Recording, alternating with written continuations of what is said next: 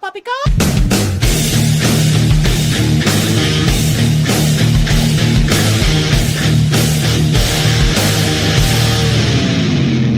We try to navigate this world through a sea of lies. Nothing ever as it seems. Open up your eyes, 'cause when your eyes are open, the clown show will appear, breaking all the wizard spells and nothing left to fear. So gather round and lend your ears as we expose the crock. We'll introduce you to a world filled with poppycock. Yeah, poppycock, poppycock. Welcome to the Poppycock Report. Poppycock, poppycock. Welcome to a world of critical thought.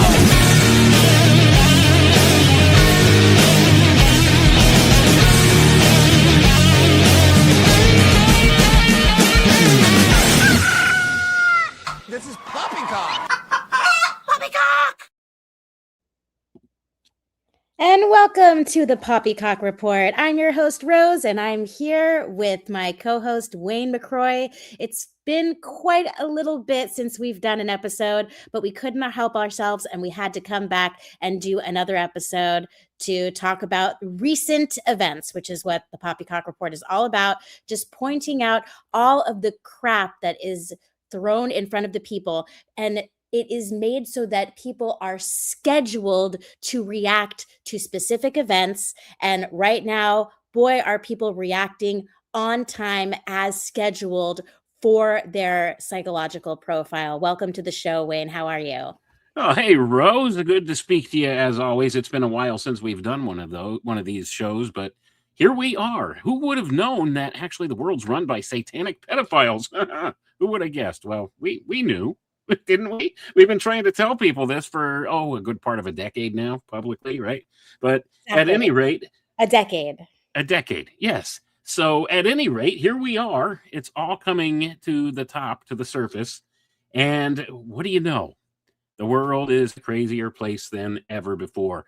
All the normies out there are really getting read into this really quickly, aren't they?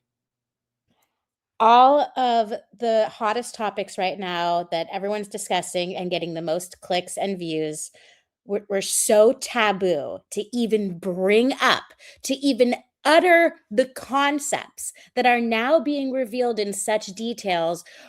It would put someone into the category of a black sheep immediately. And people would question their sanity. And when I say they, I mean me. What happened to me is I could feel the energy that when I would discuss these ideas, that socially I was receiving a correction. That you should not be discussing these things. It's not normal. It's too dark. And why would you upset the apple cart? And so I learned, like, okay, you can't bring these things up in around certain people because they're just going to shut down and they'll turn away and they will never even be open to the concept in the future. Now, fast forward 10 years, it is as if we have witnessed the normalization of all of these concepts right in front of our faces in real time. It has taken 10 years to bring it to the point where it can be discussed and addressed openly, and then people can even have visuals and descriptions and confirmation that all of these things are existing, but it is already too late. The normalization has brought everyone to a point where they don't even care, and no justice will be served by anyone. And by the way, even the perceived information that is being released is all controlled. And I would say that when it comes to Epstein, the dude himself, supposedly the character, is just an idea that was put in place so that people could put a name to the ideas that wouldn't otherwise be allowed to be discussed. And then it will be like the proverbial, what was the guy who in Las Vegas? What do you call that? a patsy. It's a patsy because for all the people that would be doing business with the person that is engaged in these acts. So it's all just a show. It's all fake. And everyone's just responding to it on schedule. And we're guilty of it now, but we were driven to it. We can't help ourselves because that's how crazy it's gotten, is that all of the things that were inappropriate to discuss before are now the hot topic of the day. Well, and I'll go ahead and put this out there for people who haven't quite connected the dots yet. You remember all that nonsense that went on around the COVID scamdemic? Well, all of that was leading up to all of this. You see, the dehumanization campaign of your neighbors and friends and family members and all of that had to be performed in order for you to be read into the whole system here, or alchemically processed is the term that is the proper term here.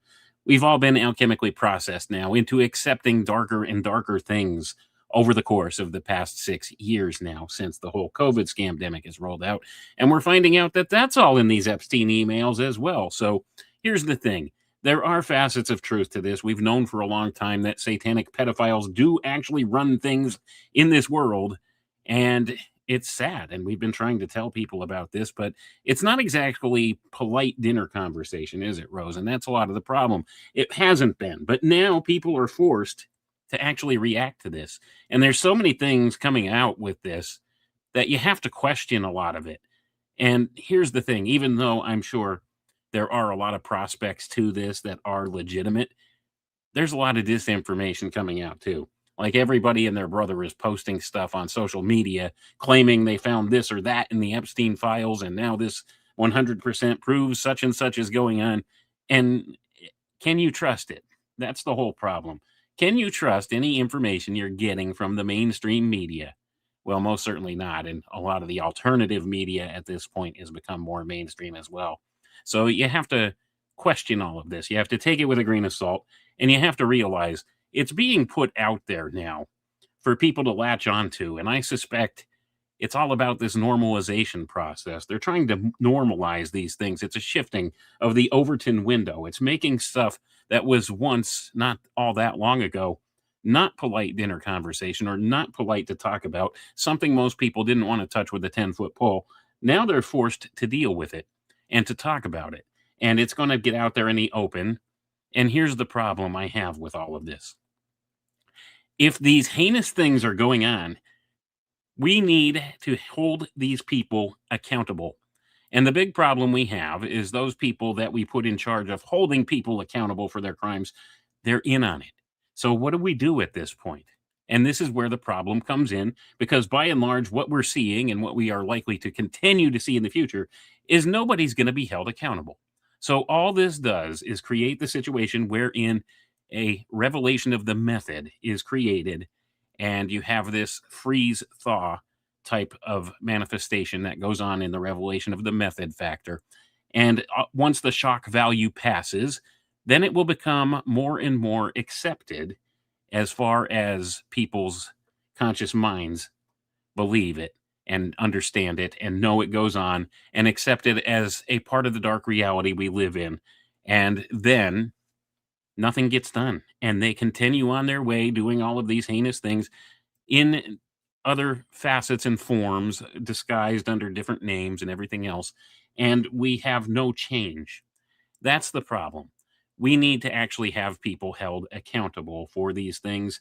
And all we can do as people out here with voices, with platforms like this, with a microphone to speak into, we could keep talking about it and bringing it up and making it front and center. And let's not forget about what it is we're dealing with here, what we're looking at. This is some of the most heinous stuff that could ever be imagined by people. And these things are going on, and we have the evidence of that hitting the mainstream now. So those of us that they called tinfoil hatters or nut jobs or something in years past, a decade ago, when we were blowing the whistle on all of this, well, now they have no choice but to rethink their position on all of these things. Because here it is. I mean, these are the documents of officialdom as they view it. And this is part of what the psychological programming that goes along with this is about. Because people will largely accept these types of document dumps from official sources. FBI, CIA, the intelligence agencies. And a lot of what the intelligence agencies actually put out is disinformation and misinformation. Don't forget about that. But this brings up even more questions than before when we see a release like this. There's 3 million plus pages of this that's been set out now into the public purview at this point. And they say that they have about 3 million more that they haven't released yet. So where did all of this stuff come from? Because remember, just a few short weeks ago, they were telling us, well, there's no files. There's nothing really to release. There's nothing to all of this. It's all nonsense. They've been sitting on this for a long time, supposedly. Or did they invent a lot of it in the interim when they were mandated by law to release this stuff and just to put something out there? You have to wonder how much of it is legit and how much of it is misinformation put out there on purpose and to bait people in, because a lot of what's in some of these files too are a lot of photographs and things like that that are not on the up and up. So you get people that are doing download dumps and just downloading these documents. What are they downloading? In my view, I think they're setting themselves up for a crackdown later or for some possible event or scenario in which they're framed for something that they didn't do. Because when you realize this is the Justice Department putting child porn out there on an official government website, that becomes problematic, doesn't it? And if you get caught with that, that's a big problem, isn't it? So this is the kind of thing that I think they're doing. They're setting this up. It's a big old scheme and trap. It's kind of a honeypot in the making. So there's so much that's come up. So Rose, did you have something that I saw you had a document up from the Epstein releases? What was that one about? I think you're muted, Rose. Sorry about that. This is the only one that I have saved to my computer because it was the only one that really uh mattered to me. And then I was like, okay, I can move on. Like this is just admitted. So just to be clear, I know you already made it clear, but I'm going to make it triply clear that all the information that has been released and presented to us is because someone allowed it to be. And that it probably doesn't even represent, just like our knowledge of the ocean, what we are being shown is so constructed and designed for us at this time that it shouldn't even be taken seriously by people like us. It's more like uh, guiding normies through the process of accepting their future. And so this email is a representation of everything that we were trying to argue in 2020. So the whole COVID and the whole pandemic situation, that is a side shoot from the sex trafficking and the child trafficking that people are focused on. But I also want to focus on all of the things that this story is designed to keep people from paying attention to. Like, for example, everything that can be going on right now as this information is coming out to distract us from. But back then, this is in 2017. This is to Bill Gates from Larry Cohen. Bill, Larry and I have been working on deliverables for my time at BGC3 since you and I spoke. At Larry's request, I have spoken with Roger, Mark, Chris, Trevor, and Jeff, and next week, Bose and Jonah. Everyone has offered guidance, advice, thoughts, and ideas. As Larry works to put together any required documentation, we're trying to make sure we make this time valuable for all. 2 areas where I'm interested in terms of scope: domestic health and neurotech brain science. I propose these as deliverables. Please let Larry and I know what you think. Deliverables, and then it's numbered 1 to 5, to improve access and secure personal health data, parentheses, affordability and access, blueprint and or recommendations for a zero knowledge proof-based digital system to secure private personal health information while allowing access to digitally redacted personal information. Number 2, white paper on consumer health expenditures in the USA. Number 3, white paper and or recommendations on neurotechnologies related to chronic degenerative disease. Number 4, white paper on neurotechnologies as weapons in national intelligence and defense. And number 5, follow-up recommendations and or technical specifications for strain pandemic simulation. Happy to do whatever else is helpful or adapt along the way. Thanks for the opportunity. Hope the weekend is off to a good start. And then 2 years after that, you and I were in New York City when they had their tabletop simulation pandemic that was about pigs, or it was supposed to have come from pigs instead of what ended up being bats. And so then 2020 happens, and if we had said, oh, if we'd had this email to show people, they probably wouldn't even accept it, and it would just flow by like a river of information during that time of fear and the litmus test for stupidity and order following. Right, and the World Economic Forum even came out and said this was a test for compliance. That's exactly how they labeled this whole COVID scam that they played on the world. Yes, you and I, we were in New York City doing a conference there the very same weekend that they had that Event 201 scenario meeting just a couple blocks away. So had we known then the things we know now, we probably would have maybe taken a taxi a couple blocks away and maybe protested there or something. But we didn't know that was going on. So the thing is, all this stuff gets revealed later on. It's all part of this revelation of the method factor that they always play upon with these things. So we have all of these admissions now in these Epstein emails, and it just goes to show just how pervasive it all is. They're all about transforming the entire system of this world, all the systems of this world, through the healthcare system. That's why they needed to get their foot in the door with this. And this is outlined in that email. He's talking about neurotechnologies and, of course, attaching people's biometric information to this grid. This is exactly what it's all about. It's the rollout of nanotech on a massive scale and all of the things attached to it. And they got away with it up until now. And honestly, they're still getting away with it because nobody's holding these people accountable, and they should be. The worst that's happening is they're calling them into a congressional hearing and questioning them. And what are they going to do from there? We need to demand accountability for all of these crimes against humanity, because this has been what's going on. And as far as the whole notion of this disappearance or death of Epstein, well, I've seen now there are recent pictures taken within the past couple of days of a gentleman in Israel that looks just like Jeffrey Epstein with longer hair and sunglasses that have been circulating. So there's people saying he's alive and well.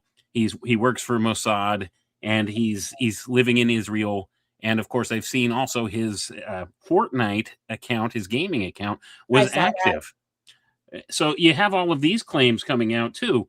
All of a sudden, like here's information that could potentially point to the fact that this guy might still be alive after all these years later.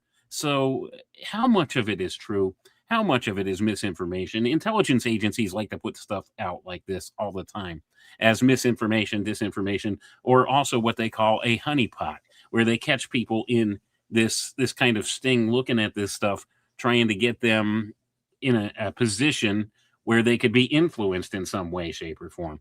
Psychologically profiled. Who are the people that even care about this topic is what they're finding out right now.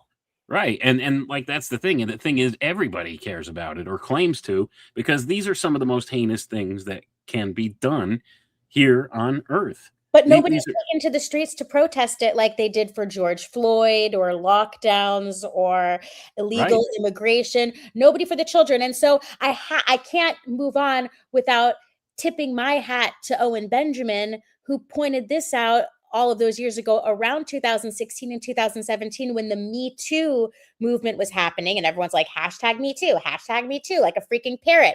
Oh, people are treating women poorly. And then Owen Benjamin had the nerve to say, okay, but like, what about the kids? And all of these weird things that are being done to them. And it's like, oh, you can't be in Hollywood anymore and you can't have an opinion. And by the way, until the end of time, people are going to argue about whether you are a good person or not. That's what happened to Owen Benjamin. Yeah, and it's a shame that that's the case, because he was just asking questions, the right questions. Hey, what about the kids? Well, nobody apparently cares about the kids right now. They're too busy watching for ICE because they care about illegal immigrants coming into the country or leaving the country, or whatever side of that argument you want to get on. That's all distraction theater as well. So we have all of this going on. And then in the background, behind everything, all of this stuff going on, the Epstein files, all of the stupid nonsense with the immigration services and stuff like that. Behind the scenes, they're setting up the panopticon transhumanist control grid. They're going for it. They're rolling out 6G, and nobody's talking about 6G, and they should be, because this is the infrastructure for the Internet of bio-nano things. And we're seeing some of this stuff rolling out in real time, but nobody's paying attention because they're too busy talking about Epstein files. They're talking about ice raids. They're talking about the Super Bowl. And now there were 2 halftime shows, and the right-wingers liked this alternative halftime show, and then the left wingers, they all loved this Hispanic guy singing, and it's just nonsense on the face of it. It's all distraction theater, and here we go. And in the meantime, these heinous things are happening, and people are finally discovering on a very mainstream level that these heinous things have been happening, and they're still just going along with the same old narrative, bread and circuses, and that's what makes the world go round and round. And in the meantime, they're bilking all of the value out of the US dollar, and they're crashing whole economies, and they're doing all of this stuff and greasing the skids for the rollout of the control grid, the panopticon control grid. And it's coming, whether we're prepared for it or not. But nobody's paying attention to that, because now there are a million infinite distractions going on. You have people in the alternative media, or those of us in conspiracy culture, or whatever you want to call this, that are paying attention to the Epstein stuff. And then you have the mainstream political narratives going on, where you have the right-wing viewpoint, where they're all about deporting these illegals that don't belong here, and the left wing's all up in arms and out in the streets protesting, and they're all upset because US citizens got shot and killed demonstrating against this.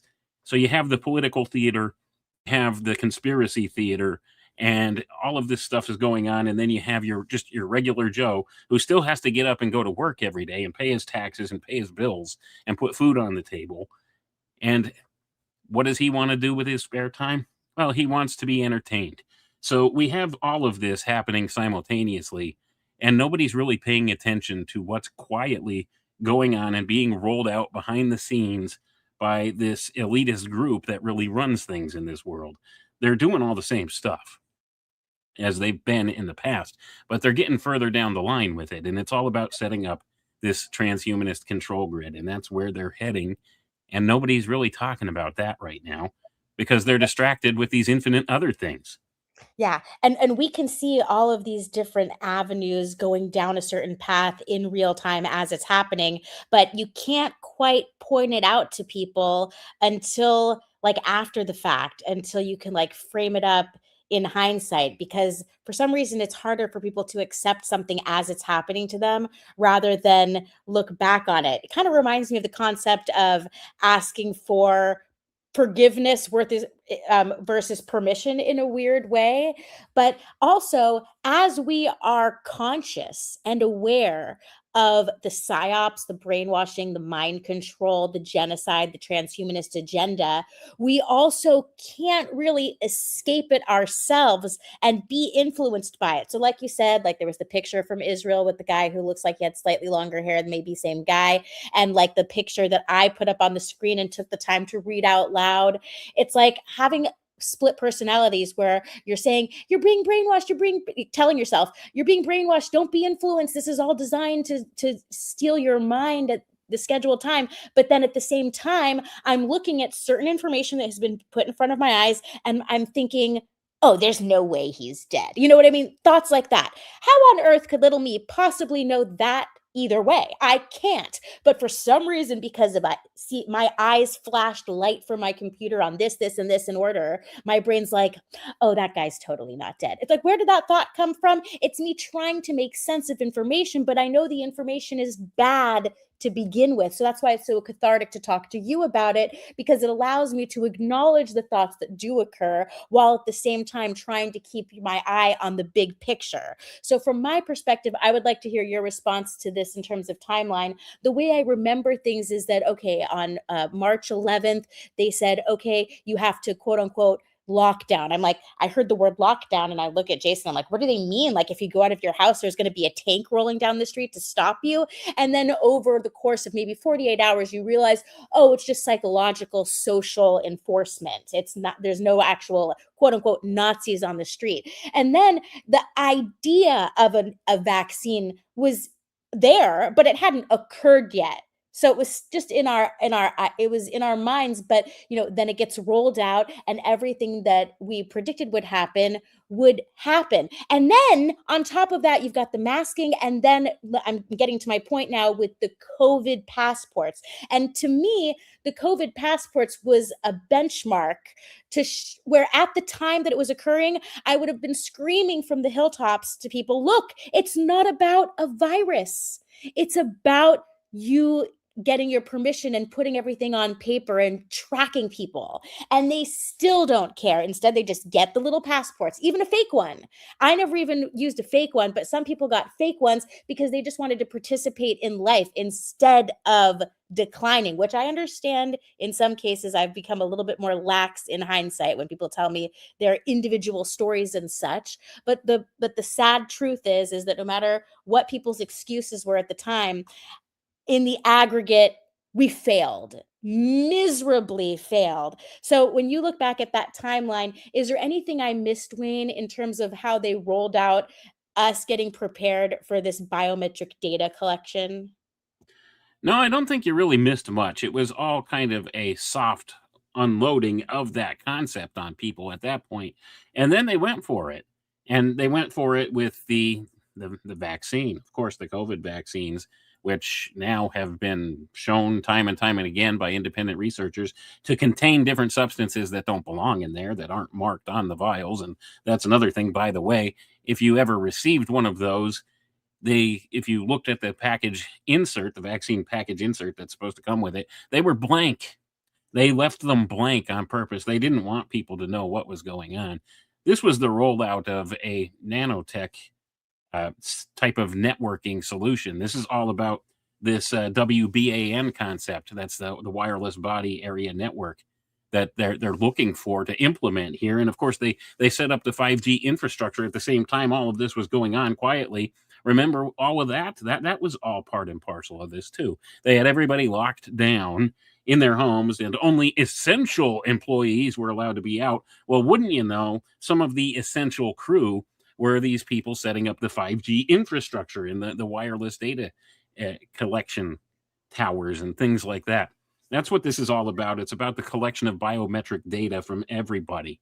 That's exactly where they're trying to lead all of this. And now we see, since then, quietly over the course of a number of years, and even just prior to that, they're trying to roll out this concept of what they call real ID here in the United States.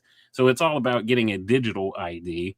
It's all about uploading all of your biometric information and all the data that they have about you into one centralized utility and having control over that, essentially. So all of this is leading in to this setup of this total panopticon control grid. And we've been sounding the alarm on this for a good long time now and publicly speaking about it, how it's all about transhumanism. It's all about collecting your data, putting all this data in the centralized database.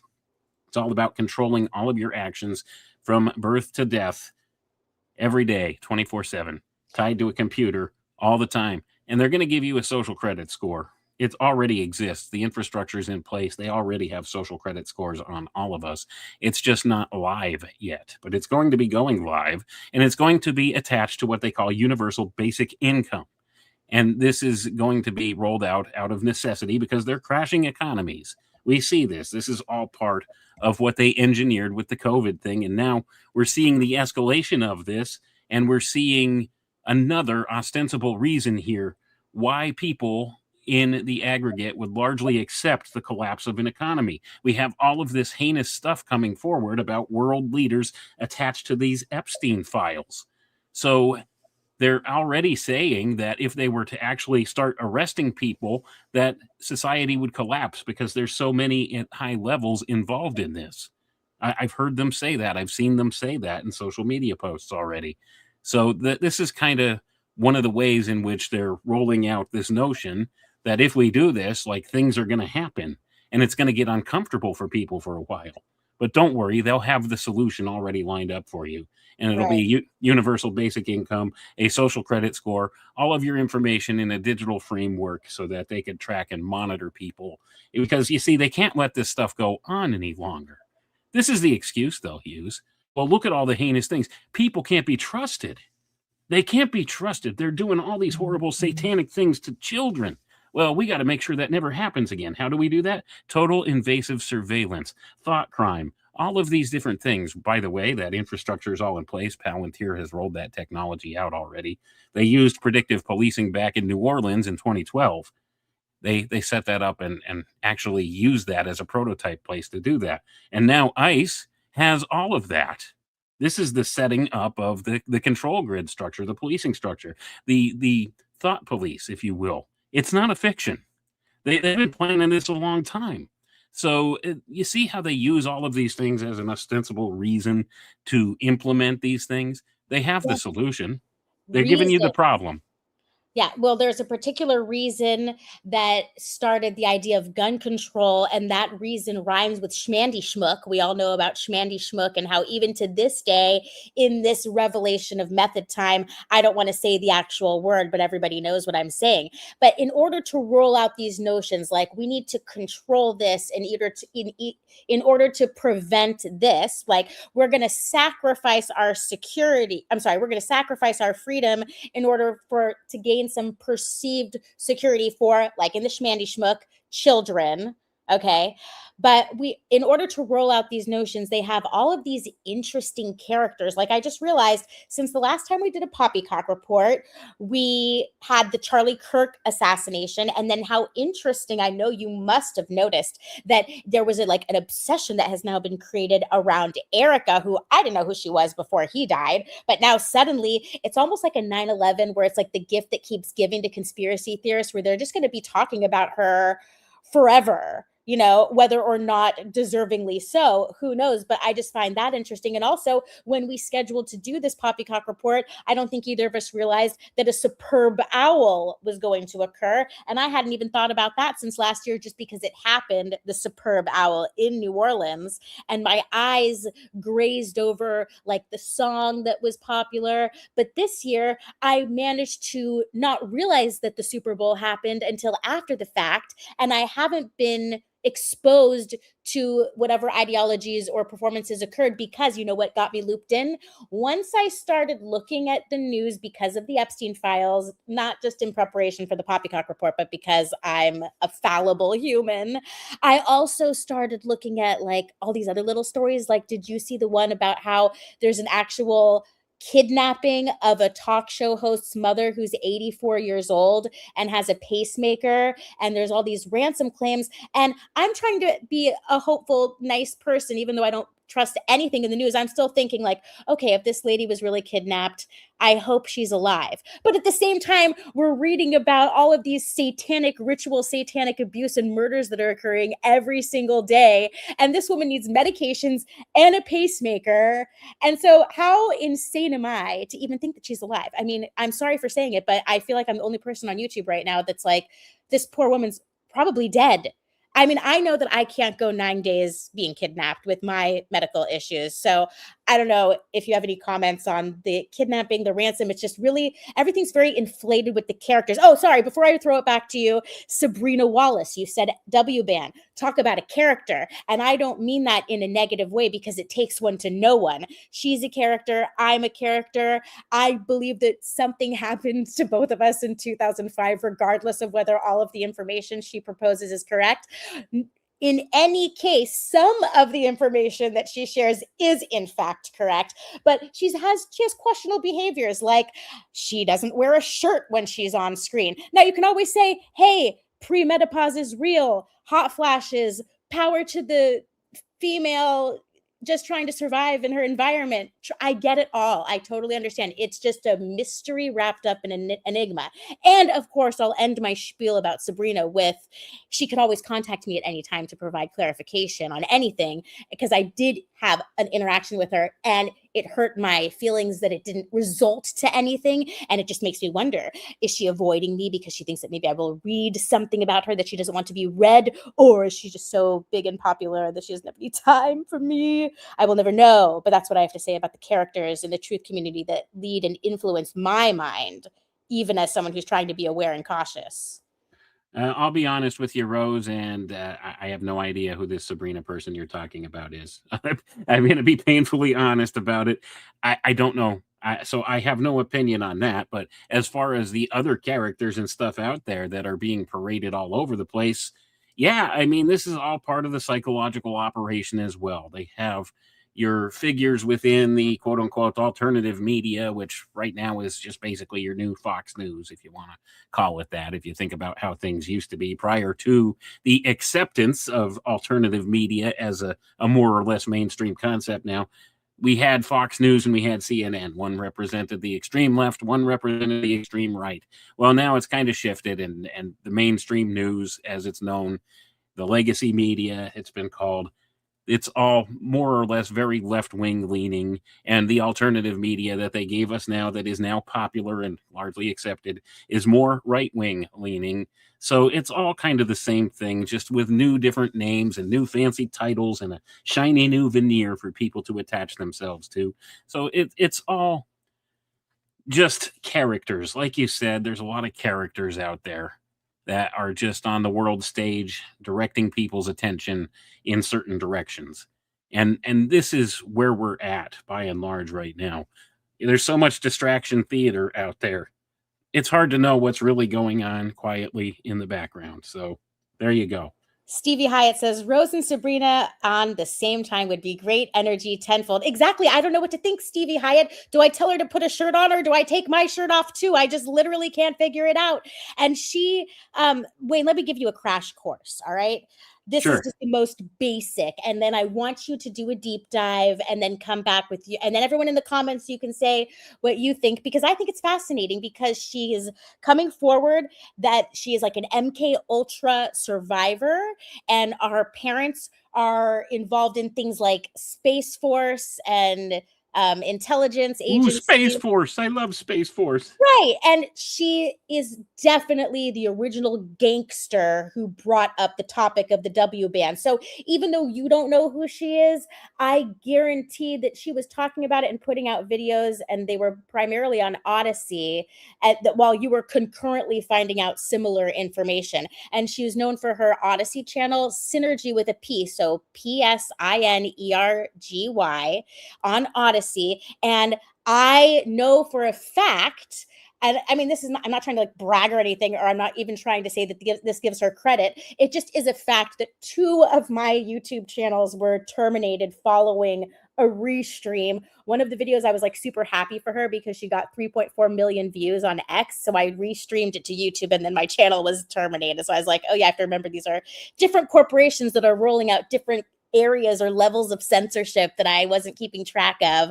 But yeah, I don't care that it was her content that caused that. It just made me realize, okay, there's probably something to it. But like I said before, when you attach an idea to a character, so whether it's Epstein to the sex trafficking, or the Erica Kirk to the, mysterious assassination, or Sabrina Wallace, who is a character, it's like, where do you draw the line between the information, the misinformation, the disinformation, well-meaning people just making a mistake, or someone who is just literally, honestly, could be traumatized and misinterpreting and just dealing with their own crazy life story? We're all thrown into the mix with all of these variables. Right. And it could just be well-meaning people. Sometimes a lot of people have an idea attached to them that wasn't necessarily their own or something, or they become that character in certain regards to people's imaginations, that is. So who knows? I mean, it's hard to say for sure what's what with all of this stuff, but there's definitely truth to the idea of the WBAN. I've seen the white papers, and I've done some reading into it, and I actually did a show on it not that long ago talking about it, because it is concerning, and it does play into this whole transhumanist control grid. It's all about this data collection. That's what they want. They want to be able to track targets. In fact, the paper I read from that I did the show on about WBAN is called The Hunter and the Prey. How much more do you have to put the intention into something for people to realize what's going on with it? So we have all of that. So there's definitely something to the idea, but sorry, I don't keep track of all these different people in the truth community or people covering these things. I'm too busy producing my own stuff. I really don't listen to much anymore as Well, far as that's what stuff you've like got that goes. me for. I'm the gossiper that tries to be the glue that brings everyone together. Thank you, Timmer. That's really promising. But I have already talked to her, so I think she knows who I am, and I think that she just might not have time, and I should just, watch her videos like everyone else. I don't want to be greedy or act like I'm entitled to her attention. But one thing that she does talk about that is correct and worthy of repeating and worthy of teaching people if they don't already know is that we have a body part that the mainstream is trying to suppress our knowledge of, which is our biofield. So Wayne, that the biofield is, as far as my belief system or my cognitive bias, I guess I perceive the idea of the biofield as tangible, whereas maybe 10 years ago I wouldn't have even considered it as quote unquote tangible, and it would have just been purely as woo-woo as the idea of the aura. But now we can understand that the biofield equals aura, and that the idea of a chakra is just basically a fancy ancient word for the electromagnetic pinpoints that can be measured on the human body. So she will reveal the truth of the biofield and that it's being hijacked. But then someone who's watching it will see her stand up in front of the screen and rub herself until her hair goes up and you can see her goosebumps, and she's showing up to the screen. And it just to these normies, I'm just thinking about my dad, for example, just rubbing your arm on a screen. It's oh, well, you're not acting normal. People don't rub their arms on camera like that. What is she doing? I don't understand it. That's weird to me. You see what I mean? So she's showing you a true thing, but it's they're putting certain people in front of the topic that only a certain kind of conspiracy theorist or researcher is going to end up with that information in front of their eyes. And other people are going to dismiss it and just be oh, she's incoherent, and just so that's the reason why I think they use the characters, is so that once the information is released and it's all out there for people to try and parse through, they can't control it, but they can control the perception of the different characters that they put associated with it. Just like with the flat earth movement, you've got all these different people that had different belief systems about the shape of the earth, and then you send one character down to Antarctica, and then one new variable is discovered, and everyone has to adjust and contend with it. So the people are being treated like chess pieces on a chessboard when it never had to be like that, and it wouldn't organically be like that out in the field as hunter-gatherers. Okay, and I do get what you're saying, and there's a lot of elements to truth to what you're talking about here. Now, here's the thing, okay? Before anybody's out there doing the whole shill calling thing with a lot of this stuff, there's a lot of well-intentioned people out there researching things. They don't know any more than you do. They're just trying to find the truth, as much of the truth as they can. Sometimes they make mistakes, sometimes they misinterpret, and we all have our inherent biases in all of this stuff. But it doesn't mean that the information's not legitimate to one degree or another. And this is where we need to have absolute discernment among ourselves and be able to parse through things for ourselves. You could listen to everybody. I like this. This is what Bill Cooper used to tell people. He said, read everything, listen to everyone, but don't believe it unless you could prove it through your own research. That's what everybody needs to do. So this is important, because a lot of times you will get somebody that maybe has some weird personality quirks talking about something that they really know what they're talking about, and the information's legit, but people will turn it on and see, okay, well, this person's kind of weird and I don't think I could trust that. Look at these weird personality quirks that they have. Maybe there's something a little wrong with them. So they throw all the information out. They throw the baby out with the bathwater, proverbially. This is how they operate. And sometimes they'll find people that know a little bit of something, and maybe they do have some type of quirk or something that they could work with to discredit these people. And this is often what happens in these types of situations and scenarios. But as far as the biofield goes, Rose, I've been really studying and delving into that very deeply, and I could attach all the occult concepts to that, the aura and everything else. Essentially, what this biofield is that's being spoken of is the etheric body of man. And this is massively important because there's a lot going on in that regard right now in the world that we're in. And it's all about influence through the etheric into the physical manifestation here. So this is a very important thing, and there are certain scientific ways they could view this aura, if you want to call it that, or biofield in certain regards here, but largely it reaches into an unknowable type area when you're looking at the etheric portion of reality, because this is something that you can't objectively measure in a scientific way. So it's a very subjective thing, but it's massively important to a lot of the things going on because they are actually affecting that portion of reality to bring about manifestations in the physical here, in the dense physical. So that's just an aside for another time. I think we got a little off topic, but the whole Epstein dump, it's the same thing. So now you have all kinds of people, whatever flavor is your favorite, is talking about this. So if you like Dan Bongino or whatever his name is, who went work for the intelligence agency and then quit, and now he's back to podcasting again. Explain that to me. But I digress on that. Yeah. So you have all these different personalities again talking about this kind of stuff. So whatever your flavor is, they got you. They have your attention with it now, and you'll probably believe you'll come into at that the topic with the bias of that figure that they put in front of you, that character. That's the best way to describe it, like you did, Rose. Character, and they use that all the time. So you were going to say something? I didn't mean to cut you off. I don't remember what I was going to say, but I remember I'm thinking of something now to say, which is that Roseanne Barr, great example. She's such a character, and people could write her off as being crazy or just chalk it up to her trying to be an exaggerating comedian. But it wasn't that many years ago that even to Tucker Carlson, she was talking about adrenochrome and trafficking and murdering children. And I mean, his response is like night and day to how he's acting right now. So he has been initiated, and it's almost like his brain has been transmuted, not necessarily meaning he's awake to the whole game.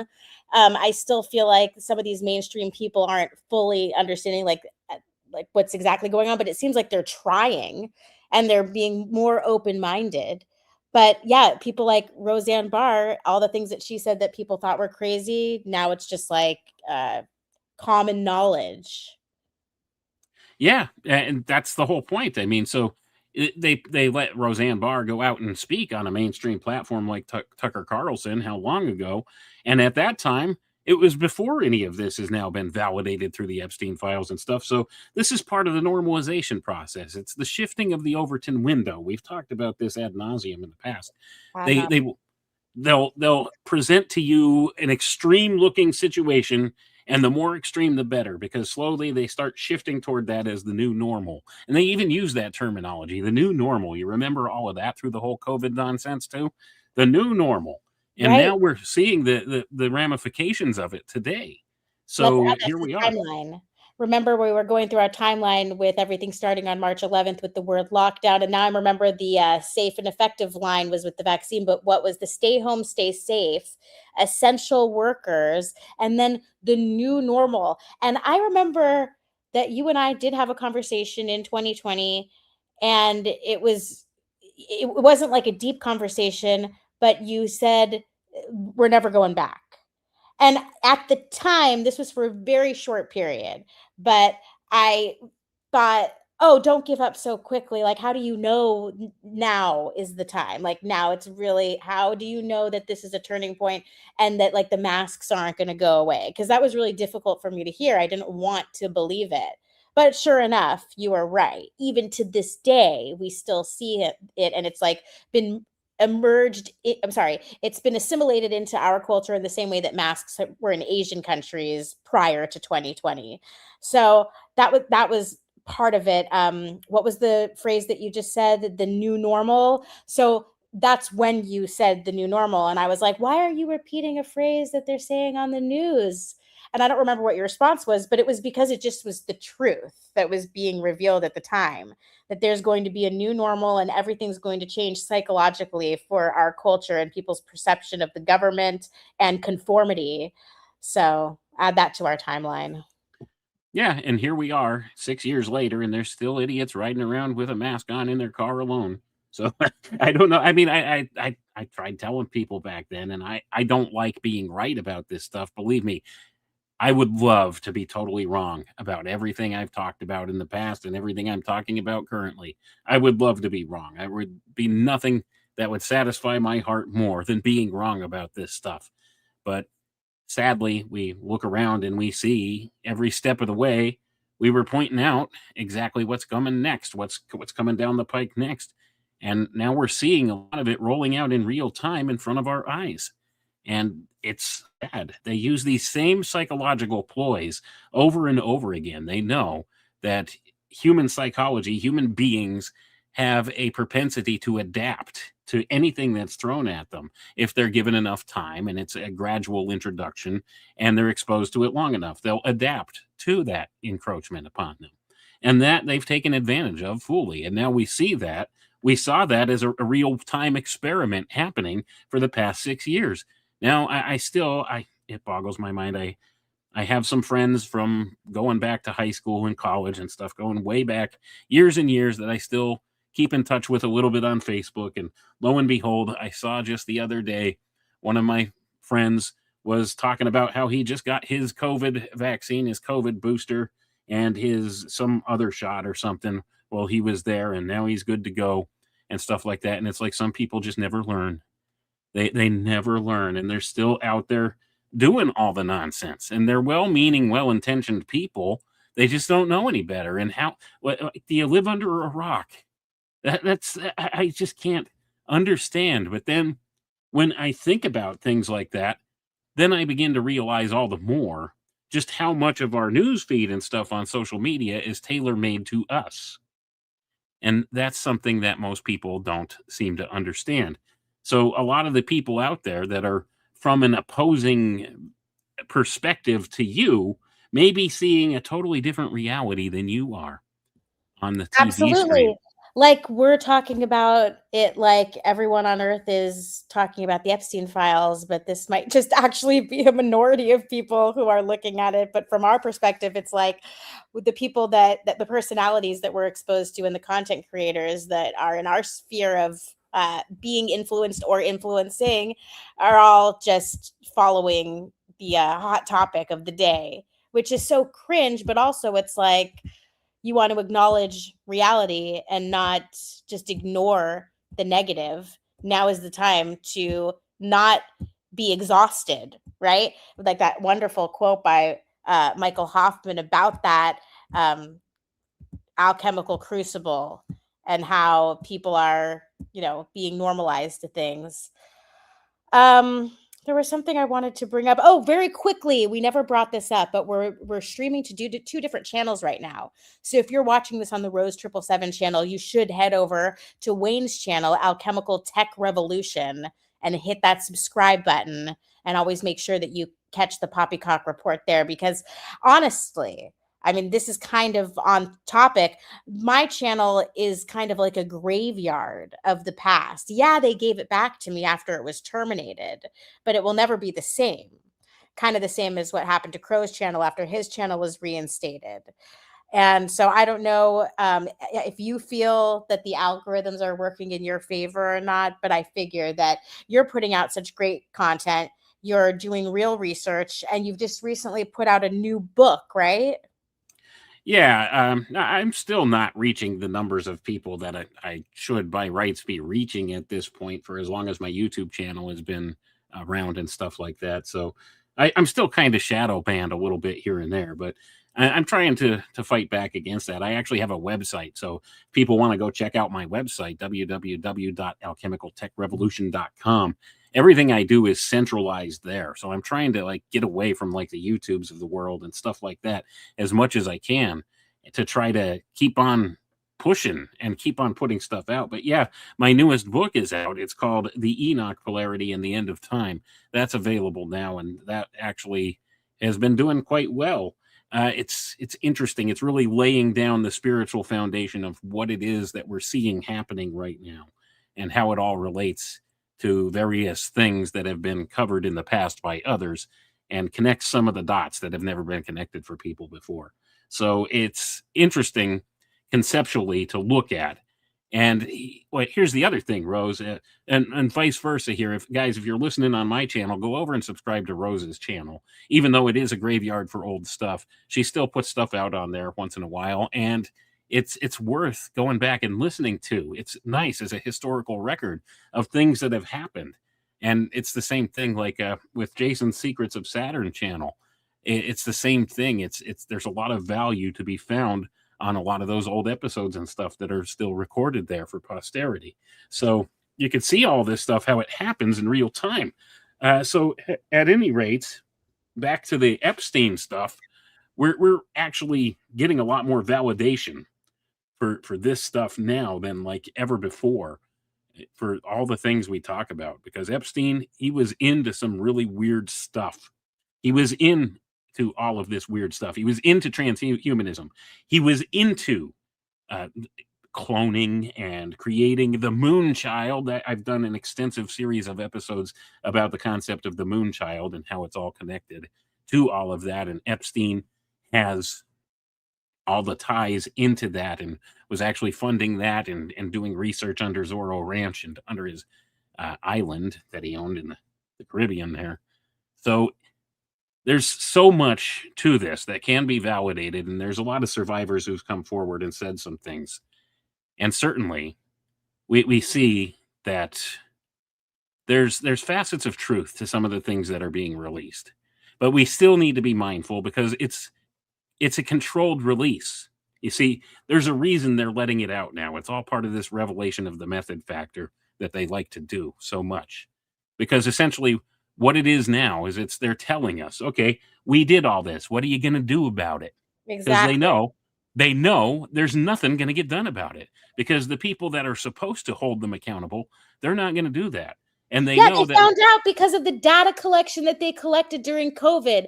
That's how they found out that people were stupid enough to start the process of getting them conditioned to put everything out in the open. And they already did. This is just 2.0, or maybe by now we could call it 3.0 of 1.0, which was 9/11. That was bringing out into the light of day that there are major shenanigans going on, which still to this day have not been explained. But really quickly, I'm sorry I interrupted you, but before I forget, I just want to acknowledge that I agree it's a spiritual war. And when we talk about the idea of people becoming accountable, I kind of roll my eyes, because what we're fighting is evil in general, which spreads through different people. So even if you do send a certain amount of people to jail, does that really address the human condition and the idea that there is a force of evil that is trying to influence human souls?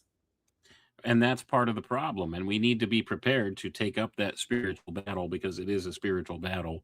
And I've gotten into the machinations of how all this works in some of my more recent podcasts and stuff I've done.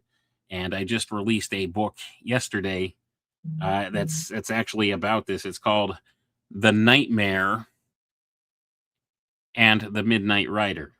So it's a short book. It's only like 80 some pages. It's a transcript of one of the episodes I did, talking about some of these spiritual connections that are taking place and how it's happening, and how we could connect the dots between it, and know that a lot of what's happening in this world is because of spiritual influences from outside of this reality that are affecting us here in our reality. And I shouldn't say outside of this reality. It's a portion of the invisible reality around us that we don't see.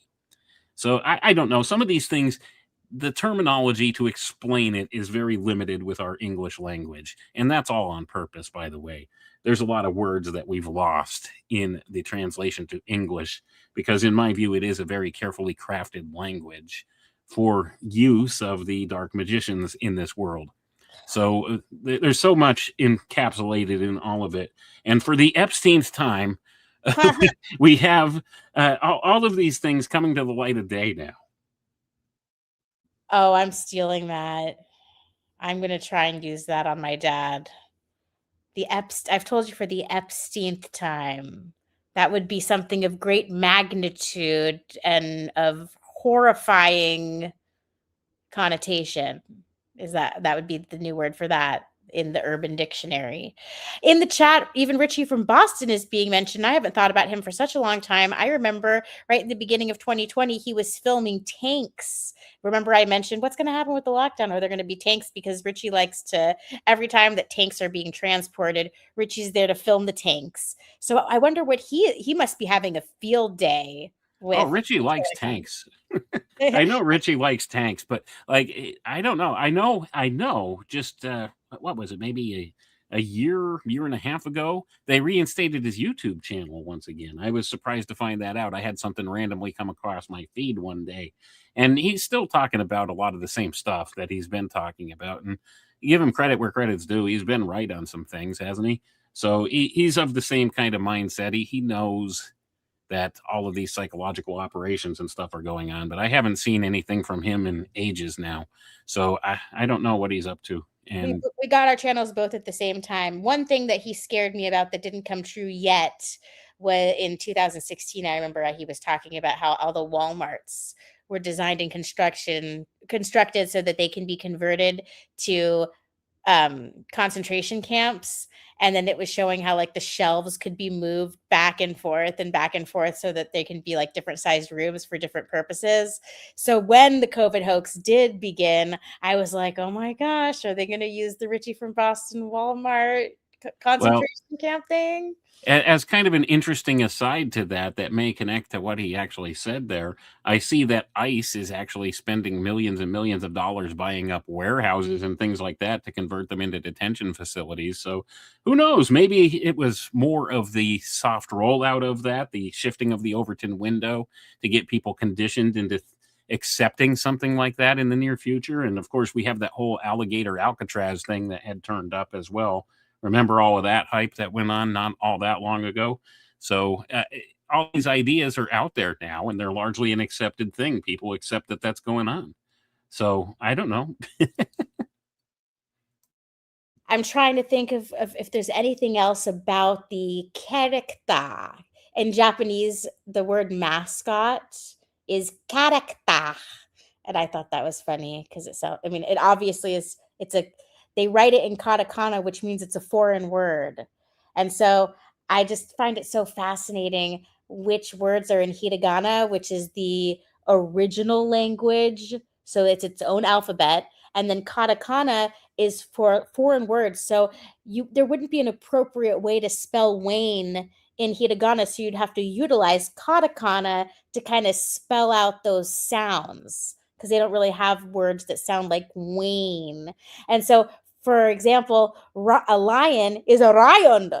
And it's because they didn't have lions, and someone who spoke a different language came over and probably introduced the concept of a lion to them. And did you also know that tempura isn't even Japanese? I think it's like Portuguese. And the word that they have for monkey isn't even from their original language. So I know that is a huge aside. And I don't even know why I brought that up. I'm so sorry. But I was trying to think of anything else that we needed to cover about the Epstein information dump and all of the endless black squares. Oh, there's just so much. There's so much to all of this. So the whole notion that all of this stuff is now coming to the light of day, your average people are finally seeing this. And this gives me a little bit of hope because now people are more open to these types of conversations than they've ever been before. So with that being the case, we need to take advantage while people are open to considering some of this stuff now. Now they see the absolute corruption that there is. They've been slowly conditioned through the course of time, at least the past two presidential administrations just prior to this, of accepting that by and large all of our government agencies are corrupt from top to bottom. That's all been normalized now. And now they're seeing just how deep this corruption goes. It goes beyond all of this government stuff. So it goes even deeper, goes way beyond that. And we're seeing just how deep these ties truly are. So at any rate, we have this exposure of all of this stuff now. And it gives us an opportunity to keep on talking and not get tired, like you were alluding to here earlier, Rose.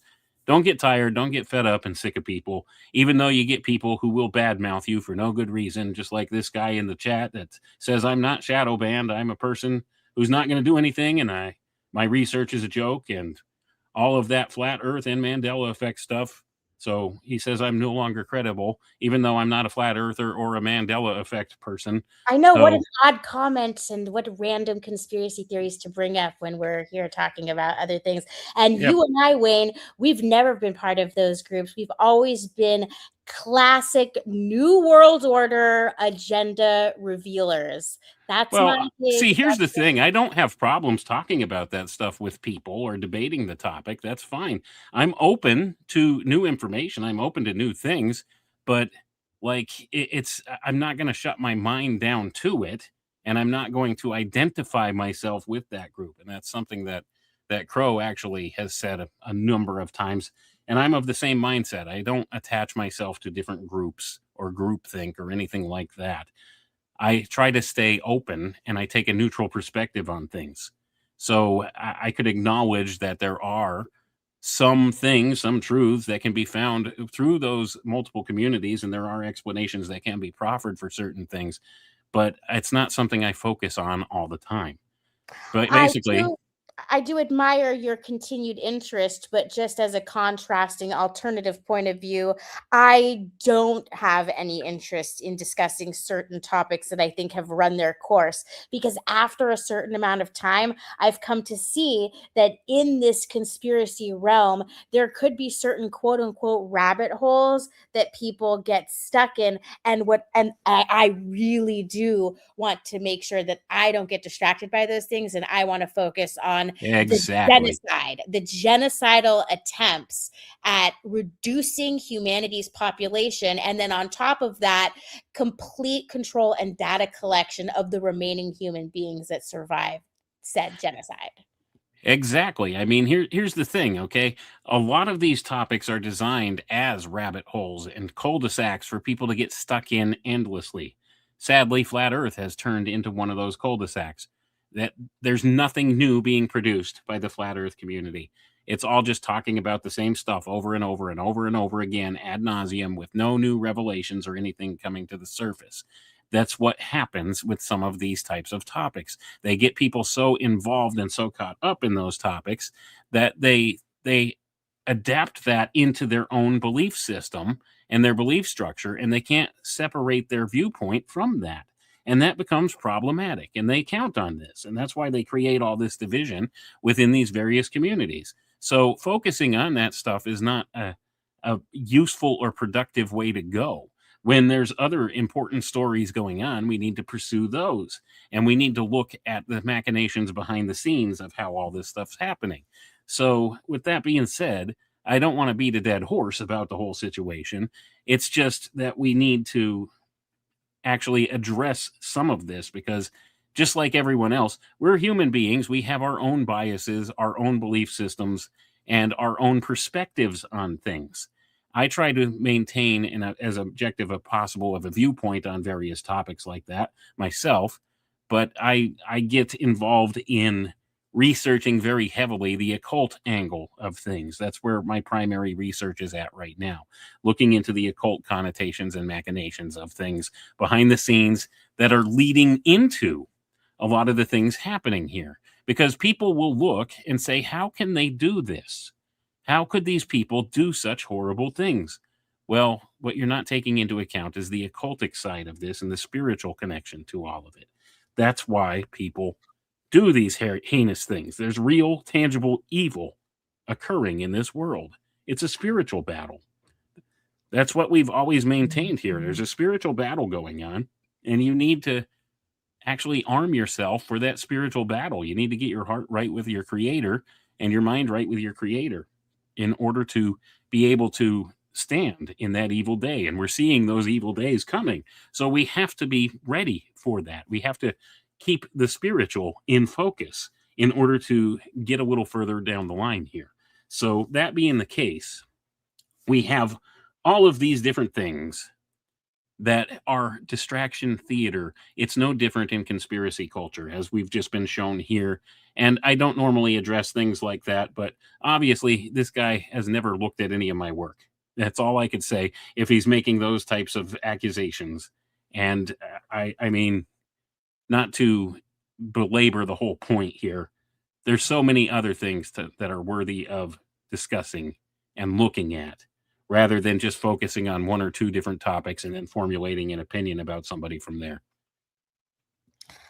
Well, Wayne, I really don't want you to waste your energy feeling any sort of certain kind of way about it at all whatsoever, because I do believe that that comment was directed at me. So, although you were very kind to, take the bullet for the team, I think that the bullet was at me, just so you know.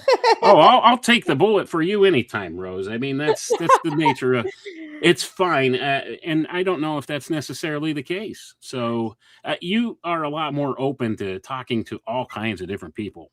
So that's the other thing that people don't seem to understand. You're open to talking to people that maybe you think, all right, well, maybe they're coming from left field with a lot of this, and that's something that you'll find all different people from all different belief systems and groups on Rose's channel That's because what I she's learned.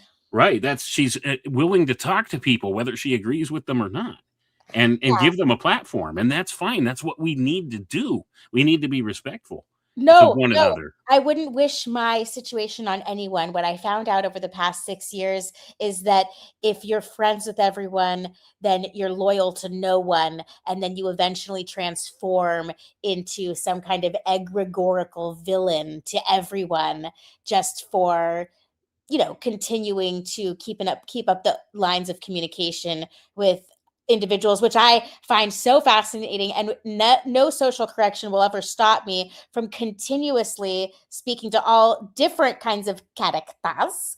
And there's a really like crazy person that I know who recently got back in touch with me. And the reason why I'm still in touch with them, even though they're crazy, is because through a random crazy twist of fate, or maybe not so much of a coincidence, they ended up with my yearbooks and a couple of sentimental things. And basically, I'm not gonna give away any identifiable information, but I think you'll find this amusing that this character um, is like what you would call a professional troll. Okay, like seriously, the person is intelligent, and they actually do just get a kick out of. So I don't know if you've seen that meme where the guy has multiple computers and he's like, "Oh, I'm going to go to this person and say that's not how space works, you idiot," and then they turn around to another computer and then they're trying to trigger people. Have you seen that?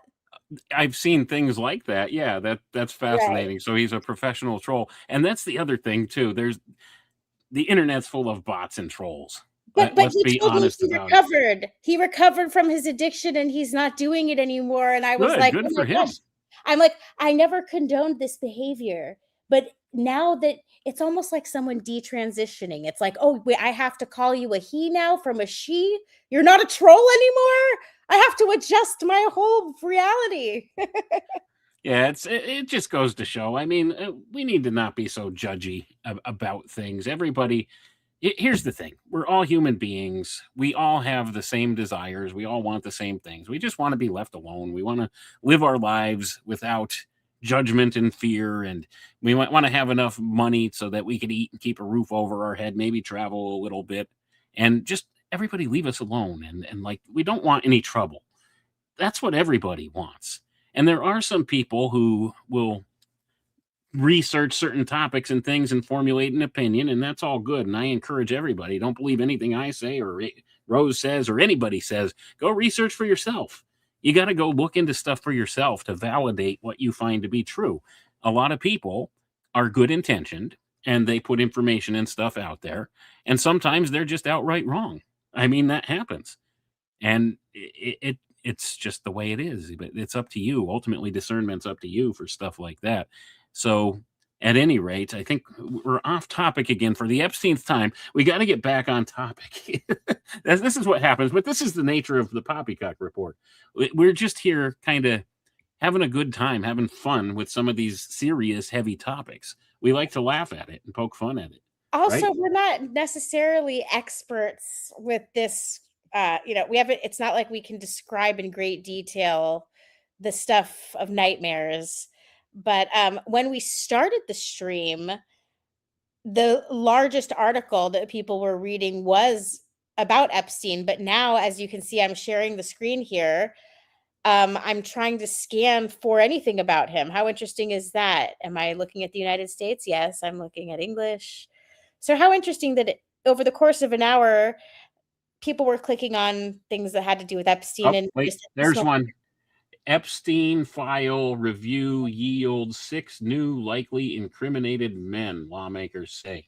There we go. So, see, it's still up there. People are still talking about it. It's circulating online. I wonder who these likely incriminated men are. Let's see why it matters. Why does it Wait, matter? isn't it problematic that these people find it necessary to put in bold to the readers why it matters? Like everything needs to be broken down for for content consumers like they're 4 years old and told, okay, here's why it matters. This is what you need to think about the information before we're even giving it to you. I just find it totally creepy and sad. It is kind of creepy and sad, but I've also discovered, like through the course of time here, just like this article we're looking at right now, this looks like it was written by AI. It's got Yeah. all the hallmarks, doesn't it? And I'm finding more and more of this. It likes to break things down in like these little here's some bullet points for you. This is why it matters, and it's like it's preaching to you or something. It's like, well, you should. This is what you need to know. This is the important bits.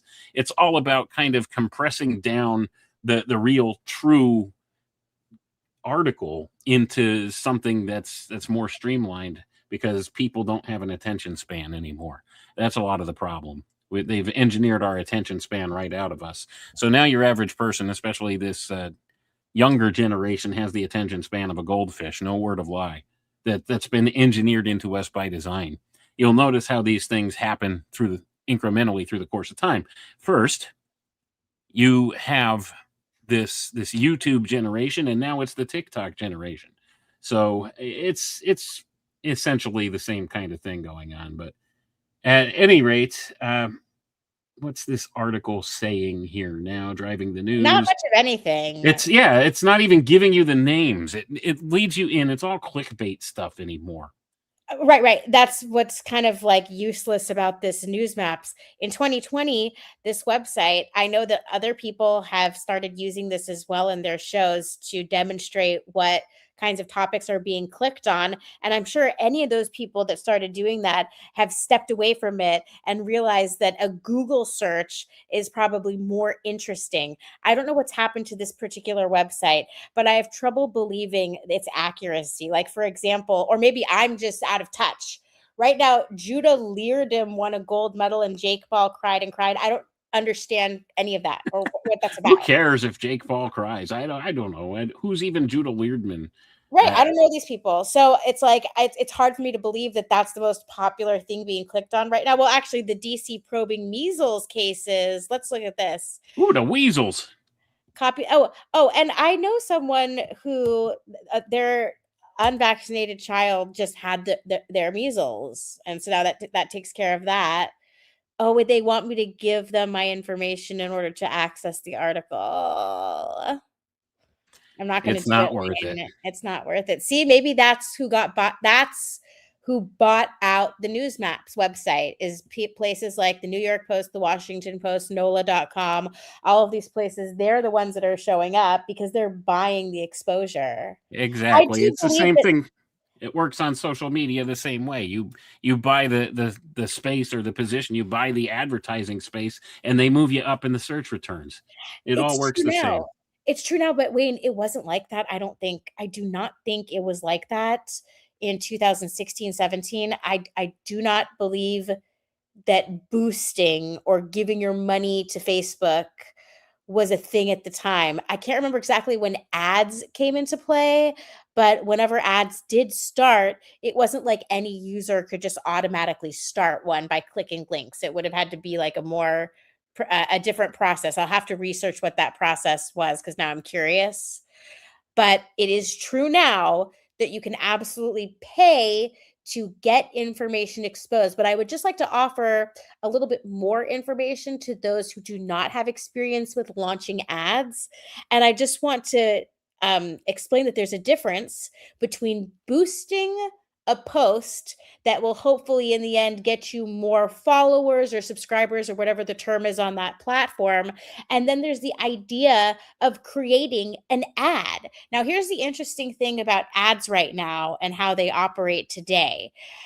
If you launch an ad on X or Meta, it could be that zero of your followers ever even see it. Because the thing is that it's using its artificial intelligence, quote unquote, so zeros and ones, algorithms, pattern recognition. Its job is to show the ad to someone who is going to most likely exhibit the behavior you want, which in my case would be click through to become a member on the Crow 777 radio website. That's the goal. And so it could be that even if Crow has 207,000 subscribers on YouTube or Facebook or X or whatever, none of those people are likely to become a paid subscriber of anything, right? So I just think it's interesting that right now, the way that they're marketing the ads to get people to buy them is that, hey, we're going to use our advanced technology to psychologically profile and serve your ad to the people that are most likely to respond. I mean, that's very appetizing to someone who's desperate for business, right? And new business owners. But then the truth is that you can't really buy people's interests. So if your product isn't good, if you're a content creator who is saying crazy things that most people are not going to be open to or agree with, you're not going to force people into that behavior. But I do find it fascinating that they're advertising that the longer that you run your ad, the more smart it's going to be, and the cheaper it will be per click or conversion. And you know what I call poppycock on? Exactly that. I call poppycock on the ads getting smarter, and it's just another example of a customer service agent from India who's being paid to try to get you to give them your money. Do you have any opinion on that and the psychological warfare on content creators?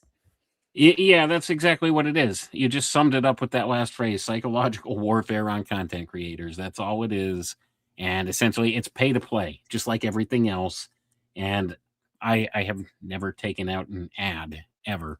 So I maybe that's my own fault. Maybe, maybe I'd get more exposure that way, but I'm not about that. I know that people will pay attention, like if they come across something that's eye-catching like that, and will maybe click through. But it's not about clicks, it's about getting information out there. That's the important thing in the long run here. So we've been talking about a lot of this stuff for many years, and most people are just now being exposed to it, like all the heinous dark things that happened surrounding Epstein. And I don't like going into details. I know a lot more details about that stuff than I've talked about publicly, just based upon some of the research I've done. But I don't want to talk about that. I don't like the topic itself because of the heinous nature of it. But we need to draw attention to it, that it's going on. And now there's validation it's been going on. You remember the whole Pizzagate scandal that came out? Well, they're finding more and more. It seems like a lot of that information was legitimate. Oh And yeah, they're drawing remember up. Obama had an airplane full of hot dogs, and even Yep. I'm sure that live on a show at some point, you and I were asking each other, I wonder why he needs a whole entire airplane of hot dogs. Why would that be? And why is he talking about it in an email? Yeah, it's all coded language and stuff like that, and it's a lot deeper and more disgusting than people want to deal with. And I don't want to talk about that stuff, but we need to know it is going on, and we need to acknowledge, hey, there's a lot of people in places of power that got involved in all of this stuff and have been involved and are still involved, and we need to find them and hold them accountable for all of these things. And that's the whole premise of where we need to go from here. But sadly, I don't think society is going to get there, because there needs to be enough people that will stand up in unison and stick together and say, we demand accountability. That's not going to happen just because people like to roll over and roll with the punches and do whatever it is that will keep them entertained. And that's where we're at right now. Bread and circuses. Same mentality as always. It's all been weaponized. And once they roll out the universal basic income, then the digital control grid really snaps into place, and the social credit score comes into play, and then they have people right where they want them. Then if you want to participate in society, if you want to eat, you're going to do what you're told. And that's the bottom line with all of it. Random thought about behavior modification. Are you an online form filler outer? And by that, I mean, do you find yourself filling out forms, but then at the end, you decide that you didn't really want to sign up for it? I don't do that. I don't sign up for anything really, and I don't use any of those picture filter things or anything like that, or the stupid AI cartoon generator things that are popular right now, because all it is it's collecting your biometric data and giving it to a third party and feeding it into this system. So now they know what you look like based upon somebody drawing a cartoon of you with an AI filter thing. Oh, And I would so we never see do this. that. I No, wouldn't even ask you if you would do that. See, that's so advanced. I'm talking about the very nuanced things like, oh, give us your email address so that if you ever do want to buy this product, you'll get 15% off as a way to just get your email for your yeah, business. no, I don't do that either. Yeah, I, yeah. I won't participate in all of that stuff, but You've that's never something I've agreed to noticed. an SMS text message for receiving future details on a product? Yeah, no, I don't do that stuff. I have so many email. My email folder is so full. I don't even read most of the email that comes through, sadly enough. But at any rate, I don't like that kind of stuff, and that's something I've noticed is these AI cartoon generator filters. People are using those a lot. I've seen a lot of them on social media just the past couple of days. There's a couple local restaurants here that used it to put up pictures, these little AI cartoon pictures, and say, "Come visit such and such, this employee here at our restaurant." I don't think that's right. I'm half tempted to leave them a message and say, "Do you realize that you're giving away your employees' biometric data, probably without their consent and without their informed consent? Certainly, they don't realize what they're doing, but people buy into that all the time." I'm showing my friend on the screen right now who did the turn me into a cartoon with ChatGPT, and I can't find it anymore. Maybe someone told her to take it down, but um, the cartoon doesn't capture her real natural beauty. And the same thing with my friend Jenny Rose. She did it, and the cartoon version of her did not capture. Just got a kind of random posts here. Maybe I shouldn't be randomly scrolling on people's Yeah, profiles. probably not a good idea, Rose. But I but wouldn't but do the that. but the but the my point is that I know very beautiful people who are doing the replace me with a cartoon thing, and you look at the cartoon, and this is really to put a fine point on the Epstein thing. I find it fascinating that these cartoons that are converting these beautiful women, when they're being cartoonified, are you noticing the neoteny? For anyone who doesn't know what neoteny is, it means the like princessification, the babification, the youngification, the it making someone more like an infant than they actually are. And this is the sick and twisted nature of it all. I don't even know if you were thinking about that when you referenced that cartoon thing, but that was the first thing I noticed about these women, that the chat GPT was making them look younger. Yeah, I mean that is a creepy side of it too, and you have to figure all of this ties back to Epstein. Thank you to Joshua for the $14 tip there. Epstein, the architect behind the nanotech and gene fused technology for our AI driven surveillance infrastructure, part Gatsby, and the inspiration for Gabriel in the latest Mission Impossible film. Well, certainly, Epstein had his hands in a lot of this stuff, and he had a lot of influence with a lot of different scientists. He paid a lot of scientists too to do some certain things, and it's actually kind of an interesting side topic to really look into the things he was doing. He had a medical research facility underneath his Zorro Ranch in New Mexico. I don't know if people are aware of that, but this was all about creating designer babies and stuff like that. What he called garage biology. They were doing this, and my friend Richard Willett and I just discussed this on the most recent episode we just put out of a podcast called Synchro Mystic Podcast that we do twice a month. So it's interesting all of the different connections to this and where it goes. And there's always been this factor involved with all of this. It's not about just sexually abusing people to these people. It really truly is satanic, and there's more going on, and there's a breeding program and It's stuff for involved with this. science. It's for science. Remember, after World War II, when people were trying to bring China to justice for the weird scientific experiments they did on their people, I believe, I mean, I think I am paraphrasing this historically correct, even by mainstream standards, that the US said, okay, you're not in trouble as long as you give us your results. I feel like that's what happened. And also, Kathy O'Brien, she was talking about underground research facilities way back in the day. And I remember people associating that with NASA. But now, as we come to find that when we are finding out literally that these things exist, that it's privately owned. But like I said before at the beginning, and you've said, is that this Epstein character is just a front for something so much bigger. It's the word we've been using, that we've been given, so that we have a way of putting language to the ideas that we've been scheduled to discuss.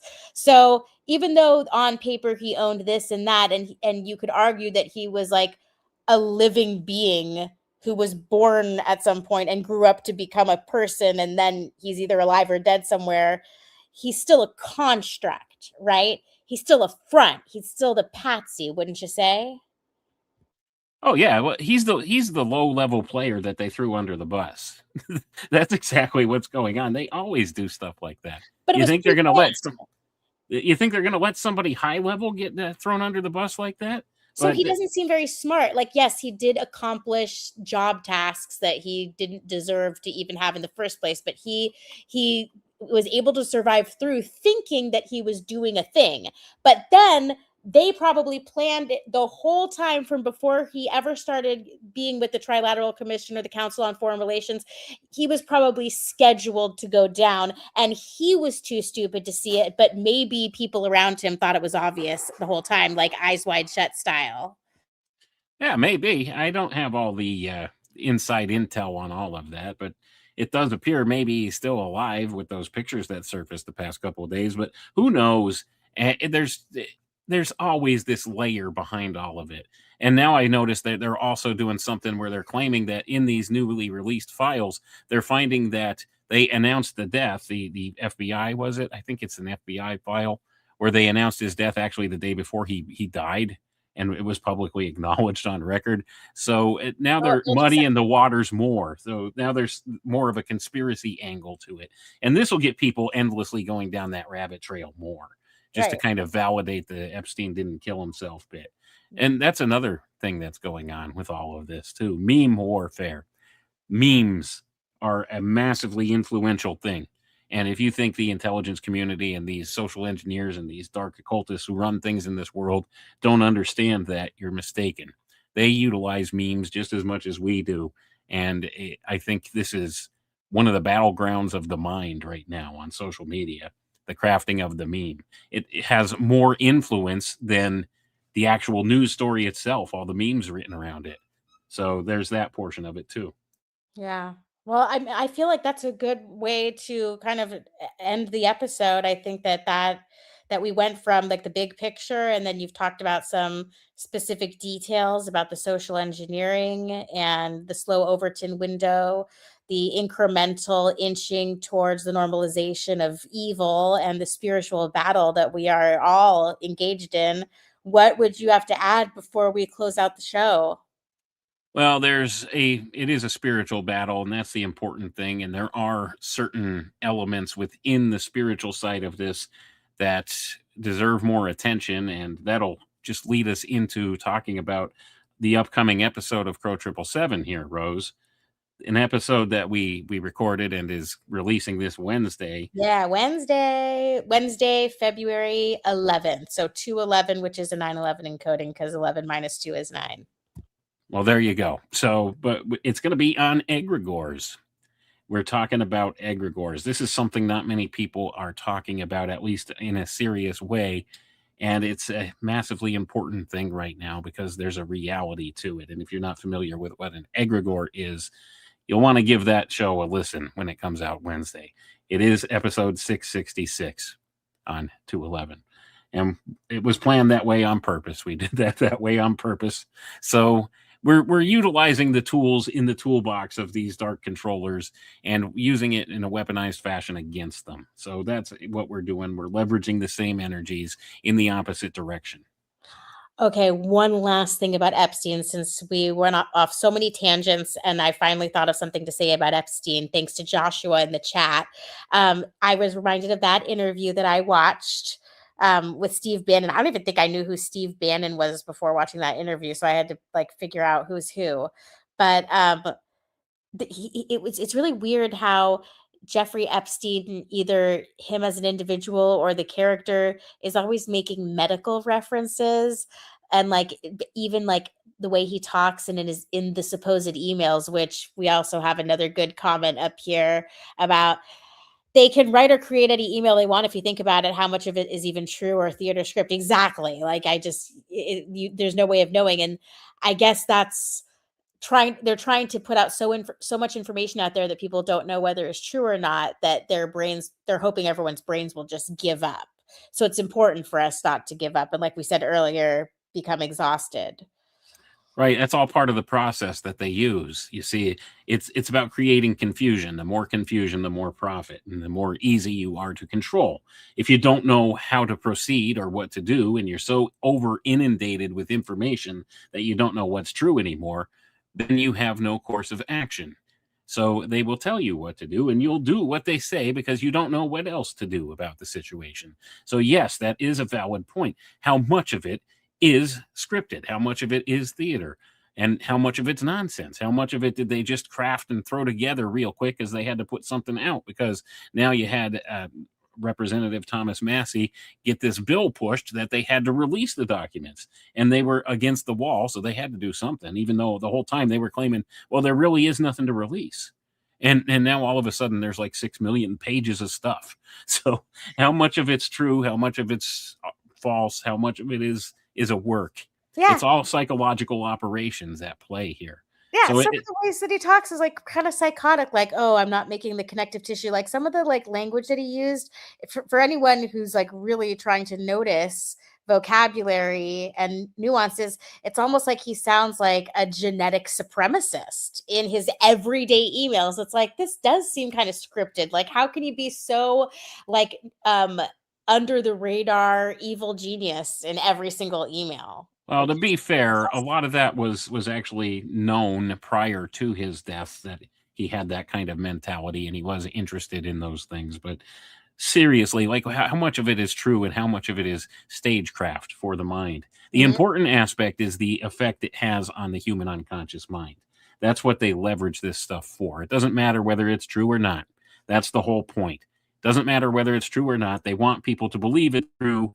And if people believe it's true, or even have some inkling that the information might have some truth to it, that's all they need in order to craft the narrative and create the reality. So that's one of the ways they weaponize information in this way. So it's out there now. Whether we like it or not, whether you believe it or not, it's out there in the public domain and people are eating it up.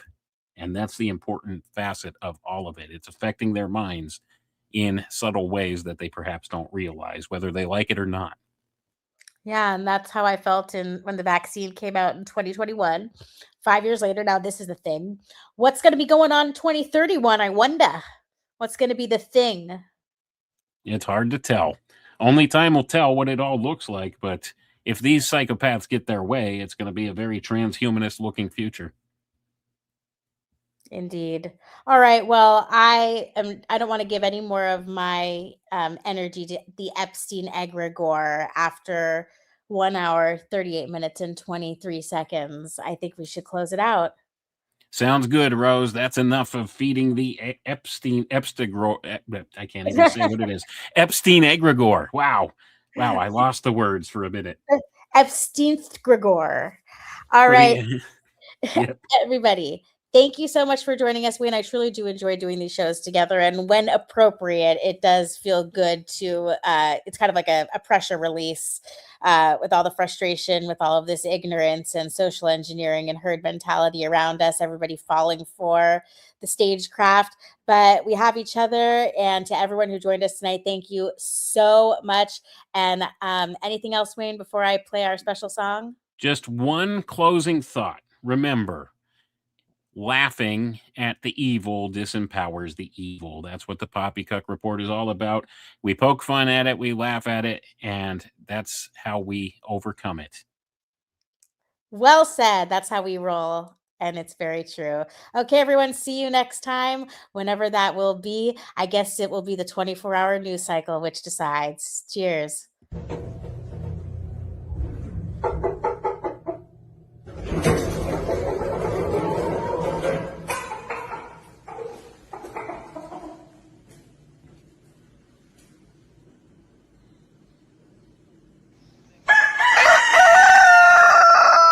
Poppycock!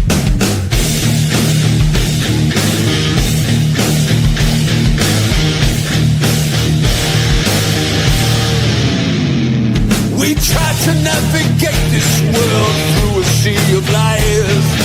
Nothing ever as it seems. Open up your eyes.